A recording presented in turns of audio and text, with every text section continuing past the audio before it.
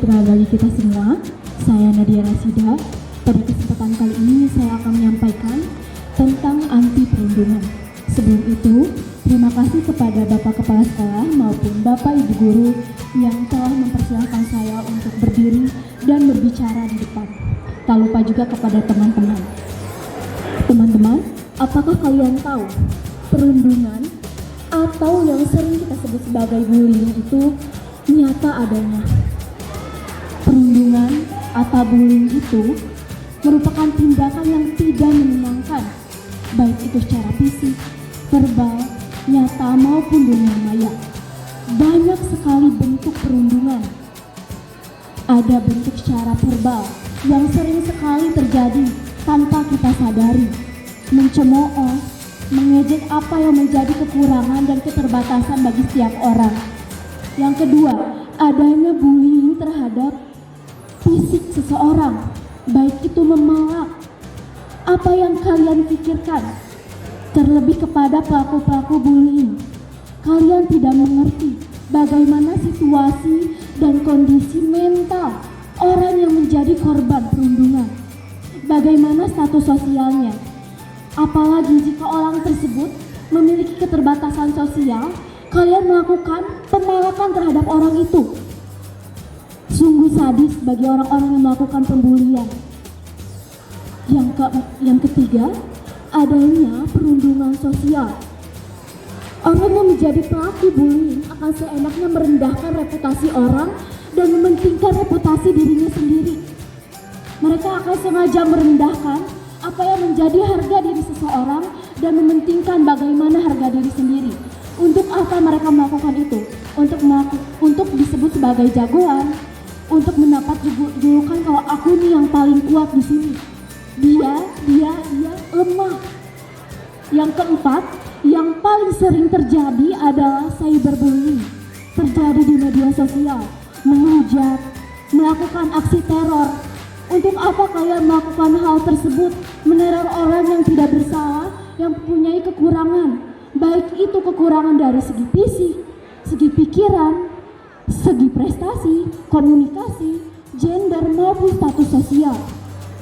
Teman-teman, aksi bullying ini merupakan salah satu tindakan yang akan merendahkan harga diri seseorang, merusak mental, psikis, merusak emosi seseorang, dan hal tersebut akan cenderung membuat korban akan mengisolasi diri, tidak akan dia untuk bersosialisasi dengan orang-orang.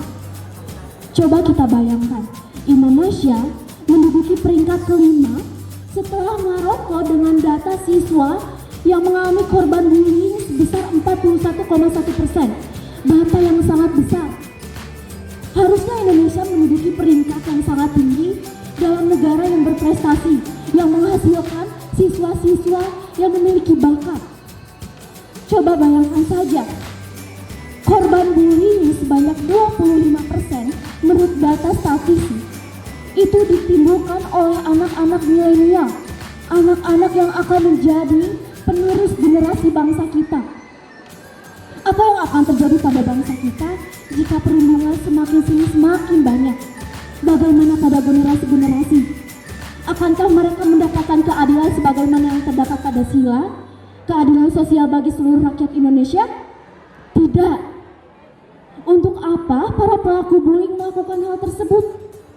Hal tersebut kita bisa anggap sebagai simbiosis parasitisme, menguntungkan sebelah pihak dan sebelah pihak lagi dirugikan. Hal tersebut sering terjadi karena hanya ingin mendapatkan nama belaka, mendapat julukan jagoan. Untuk apa? Jika sekiranya hal yang kalian lakukan merugikan, membuat mental seseorang terkikis, hal tersebut tidak pantas untuk kalian lakukan. Ada beberapa cara yang bisa kita lakukan untuk mengatasi seseorang yang mendapatkan aksi perundungan.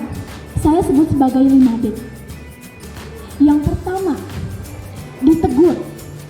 Untuk apa ditegur? Ketika saat aksi perundungan itu terjadi, sebaiknya kita menegur. Tetapi kita juga jangan sampai lupa melihat posisi diri kita, apakah diri kita menegur orang tersebut, apakah posisi korban?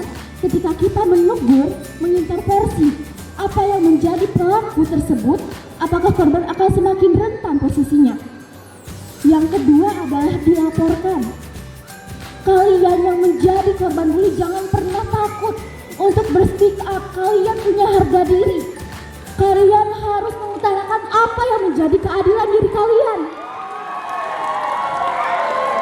Ada di sini guru BK, ada guru. Kalian jangan pernah takut. Untuk teman-teman, jika ada temannya yang mengalami aksi perundungan, kalian bela. Jangan sampai kalian semakin merundungi, membuli teman-teman yang mempunyai keterbatasan dan ketergantungan. Yang ketiga, kalian harus menenangkan.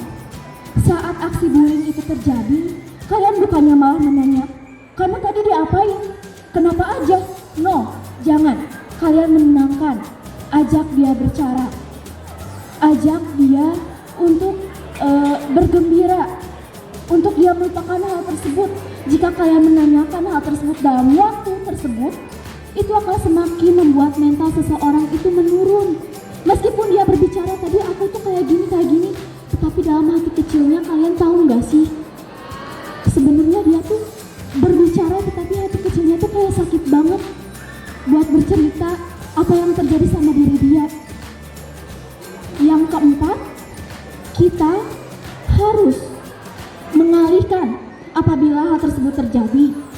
Kita misalnya nih, kita nggak tahu orang itu siapa. Di situ sedang terjadi aksi perundungan.